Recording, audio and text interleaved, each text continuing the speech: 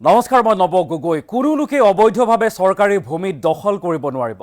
অবৈধ বেদখলকাৰীৰ বিৰুদ্ধে পুনৰ প্ৰশাসনৰ উচ্ছেদ অভিযান। হাজোৰ ৰাক্ষসিনী চৰত এইবাৰ প্ৰশাসনে চলাইছে উচ্ছেদ। ৰাক্ষসিনী চৰৰ ভূমি দখল কৰিছিল একাংশ সন্দেহজনক লোকে। থলুৱা গো পালকৰ অভিযোগৰ ভিত্তিত এতিয়া ৰাক্ষসিনী চৰত উচ্ছেদ অভিযান চলাইছে জিলা প্ৰশাসনে। আমি সবিস্তাৰে খবৰটো লৈ অহাৰ চেষ্টা কৰিম। আৰু উচ্ছেদিত লোকৰ মাজত এতিয়া হাহাকাৰ পৰিস্থিতি, কিয়নো উচ্ছেদ অভিযান চলিছে। অবৈধ বেদখলকাৰীৰ বিৰুদ্ধে পুনৰ প্ৰশাসনৰ উচ্ছেদ চলিছে। বুলডোজাৰ দয়া নাই ক্ষমা নাই নীতিৰে প্ৰশাসনে চলাইছে উচ্ছেদ। হাজোৰ ৰাক্ষসিনী চৰত এইবাৰ প্ৰশাসনে চলালে উচ্ছেদ অভিযান। আৰু তাৰ পিছতেই উচ্ছেদিতৰ মাজত এতিয়া হাহাকাৰ পৰিস্থিতিয়ে বিৰাজ কৰিছে। ৰাক্ষসিনী চৰৰ ভূমি দখল কৰিছিল একাংশ সন্দেহজনক লোকে সেইসমূহ মাটি দখল কৰিছিল। থলুৱা গোপালকৰ অভিযোগৰ ভিত্তিত ৰাক্ষসিনী চৰত এতিয়া উচ্ছেদ অভিযান চলাইছে জিলা প্ৰশাসনে। আৰু হাজোৰ ৰাজহ চক্ৰ বিষয়া শৰ্মিষ্ঠা নেওগৰ চৰজমিন তদন্তৰ ভিত্তিত এই উচ্ছেদ অভিযান। আৰু কেইবাটাও সন্দেহজনক লোকৰ পৰিয়ালক উচ্ছেদ কৰিছে এতিয়া প্ৰশাসনে। আৰু তাৰ পাছতে উচ্ছেদিত লোকৰ মাজত সন্দেহজনক নাগৰিকৰ মাজত হাহাকাৰ পৰিস্থিতিয়ে বিৰাজ কৰিছে। শ বিঘা চৰকাৰী মাটিত দালালা চক্ৰই সন্দেহজনক নাগৰিকক বিক্ৰী কৰিছিল। সোণোৱালী আৰু চিন্তু বৰ্মন নামৰ দুজনৰ বিৰুদ্ধে এই অভিযোগ উত্থাপন কৰিছে এতিয়া ৰাইজৰ অভিযোগৰ ভিত্তিতে এতিয়া উচ্ছেদ অভিযান চলোৱা হৈছে। 1600 বিঘা ভূমিৰ অধিকাংশই সন্দেহজনক লোকে দখল কৰি ঘৰ সজাৰ অভিযোগ। আৰু তাৰ পাছতে এতিয়া বুলডোজাৰ একশ্যন আৰম্ভ হৈছে। দৃশ্যাংশ আমি দেখুৱাইছোঁ। এইসমূহ ঘৰ এনেদৰে নিৰ্মাণ কৰা হৈছিল। এয়া আছিল চৰকাৰী ভূমি, আৰু সেইসমূহ চৰকাৰী ভূমি দখল কৰিছিল। আৰু তাৰ পাছত নিজে ঘৰ সাজিছিল, খেতি বাতি আৰম্ভ কৰিছিল একাংশ সন্দেহজনক লোক। সেইসকল ক'ৰ পৰা আহিছে, তেখেতসকলৰ নথি পত্ৰ আচলতে কি, ক'ৰ পৰা আহিছে তাৰ কোনো ঠিকনা নাই। কিন্তু তেওঁলোকে অসমলৈ আহি চৰকাৰী ভূমি দখল কৰিছে, আৰু একাংশই সেইসকল লোকক বৰপিয়া পাৰি দিছে, অৰ্থাৎ বিক্ৰী কৰিছে ভূমি। চৰকাৰী ভূমি নিজৰ নামত আছে বুলি কৈ বিক্ৰী কৰিছে, আৰু তাৰ পাছত তেখেতসকলে ক্ৰয় কৰি এনেদৰে এদিনৰ পিছত এদিন ঘৰ বাৰী সাজি খেতি বাতি আৰম্ভ কৰিছে। কিন্তু এইসকলৰ বিৰুদ্ধে প্ৰশাসনে বা মুখ্যমন্ত্ৰী হিমন্ত বিশ্ব শৰ্মাই স্পষ্টকৈ সকীয়াই আহিছে যে কোনো লোককে ৰেহাই দিয়া নহ'ব। চৰকাৰী ভূমি যদি দখল কৰিছে তেনেহ'লে তেখেতসকলে উঠি যাবই লাগিব। নিজেই যদি উঠি যায় ভাল, অন্যথা বুলডোজাৰ সাজু হৈ আছে, এফালৰ পৰা ভাগি মোহাৰি শেষ কৰি পেলোৱা হ'ব। আৰু তাৰেই পৰিণতি এতিয়া দেখিবলৈ পোৱা গৈছে। ৰাজ্যৰ ভিন্ন প্ৰান্তত, ৰাজ্যৰ ইমূৰৰ পৰা সিমূৰলৈকে অসম চৰকাৰৰ নেতৃত্বত জিলা প্ৰশাসনে চলাই গৈছে উচ্ছেদ অভিযান। আৰু এইবাৰ হাজোৰ ৰাক্ষসিনী চৰত এনেদৰে চলিল উচ্ছেদ অভিযান। চক্ৰ বিষয়াৰ নেতৃত্বত চৰজমিন তদন্তৰ পিছতেই এনেদৰে এফালৰ পৰা ভাঙি পেলোৱা হৈছে সকলো। আৰু তাৰ পাছতেই এইসকল সন্দেহজনক নাগৰিকৰ বা পৰিয়ালৰ মাজত এতিয়া হাহাকাৰ লাগিছে।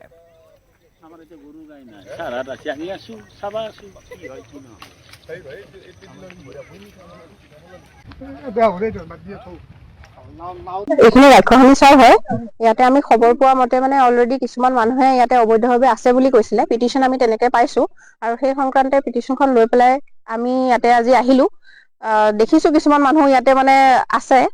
তো যিখিনি তেওঁলোকে অবৈধভাৱে ঘৰ চৰ বনাই আছে তেওঁলোকক ভাঙিবৰ কাৰণে কৈছো, আৰু যদি যোনে ভাঙা নাই তেওঁলোকৰ খিনি আমি অলপ উচ্ছেদ অভিযান কৰিছো। মানে 16 মান বিঘা হ'ব, ইয়াতে 15-16 বিঘা মাটি হ'ব। গোটেইখিনি ৰাক্ষসিনী চৰৰ আণ্ডাৰতে হয়।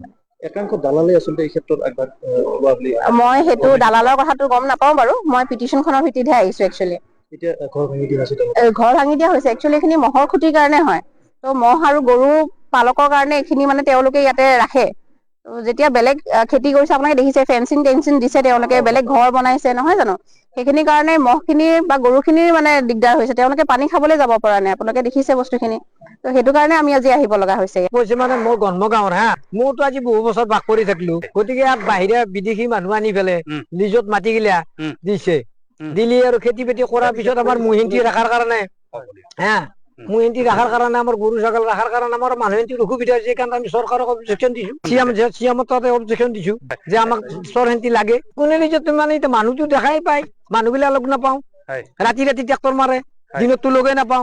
গেজি হিচাপ সেইকাৰণে আমাক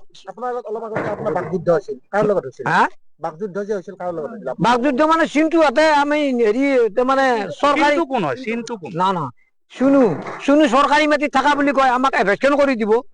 আমি চৰকাৰী মাটিত আছো, ফৰেষ্ট ডিপাৰ্টমেন্টত মাটিত আছো। আপোনালোকে অবজেকশ্যন দিয়া কাৰণে চৰকাৰী মাটিত থাকা বুলি কৈছে চিন্টুৱে কৈছে এইখিনি কথা শুনো শুনি কৈছে। শুনি কৈছে যে আপোনালোকে চৰকাৰ ফৰেষ্ট ডিপাৰ্টমেণ্ট মাটিত আছে হ্যাঁ। সেইগিলা ঠিক কৰি ল'ব নোৱাৰা চৰ এভেকশ্যন কৰিব আহিছে কিমান দালাল ইয়াত জড়িত হ্যাঁ, হৈ আছে কিমান বহুত দালাল? দালাল জড়িত আছে মোটামুটি 50-60টা মান দালাল জড়িত আছে নাম নাম তেনেকে নাজানো দুই এজনৰ নাম? নাই তেখেতে মোক কোৱাজনৰ কথাহে কৈছো আপুনি শুনো হা শুনো শুনো চিন্টু শুনো আৰু চিন্টু চিন্টু হ্যাঁ। দুয়োটাই কৈছে দুয়োটাই তেওঁ কৈছে না যে আপোনালোক ফৰেষ্ট ডিপাৰ্টমেণ্টৰ মাটিত ঘৰ বান্ধি আছা সেইগিলা ঠিক কৰিব পৰা নাই হ্যাঁ। চৰ এভেকশ্যন কৰিব আহিছা গেজিং ৰিজাৰ্ভ আমাক লাগে গৰু মুচাৰা কৰি এইখিনিয়ে কথা ইয়াতে বাহিৰৰ পৰা কিমান মানুহ বাহিৰৰ পৰা বহুত মানুহ আছে কিন্তু মানুহগিলা আহিলি পলাই হঠাতে আহিছে হঠাৎ আজি 3-4 বছৰ আগৰ পৰা আহি আছে আৰু এইবাৰো তাৰমানে বেছি হৈছে অলপ ক'ৰ পৰা আহিছে এইবিলাক মানুহ এইগিলা মানুহ গড়েমাৰি চাইডৰ এই তোমাৰ মুকালমুৱা বুলি কয় হয়। মেলপাৰা বুলি কয় য'ত ভাঙিছে ধানবাৰী বুলি কয় য'ত হা ভাঙিছে গৰুগুটিৰ পৰা অহা বুলি কয়